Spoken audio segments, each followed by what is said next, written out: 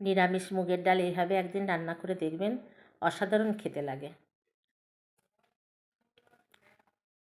আমি এখানে 200 গ্রাম মুগের ডাল শুধু কড়াইতে হালকা করে ভেজে নিয়েছি। এবারে ভালো করে ধুয়ে পরিষ্কার করে সিদ্ধ করে নেব।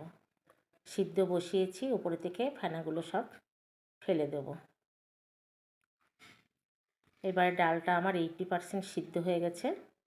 ডালটাকে নামিয়ে নেব।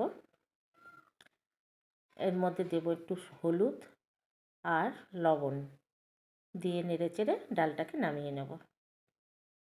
এবারে কড়াইতে খানিকটা তেল দিয়েছি। এর মধ্যে দেব 2টো শুকনো লঙ্কা আর একটু জিরে ফোড়ন,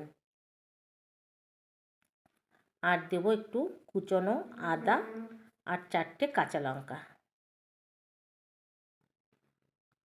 দেব বড় বড় 2টো টমেটো কুচি দিয়ে সব কিছু একটু ভেজে নেব। এইবারে সিদ্ধ করা মুগের ডালটা দিয়ে দেব। আর দেব মিষ্টির জন্য একটু গুড়। জিরে আর ধনে ভেজে গুঁড়ো করে রেখেছিলাম, তাই দিলাম 1 চামচ। আর দেব একটু ধনেপাতা কুচি। সব কিছু ভালো করে মিশিয়ে নেব।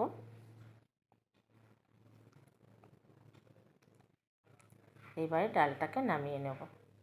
আমার নিরামিষ মুগের ডাল একদম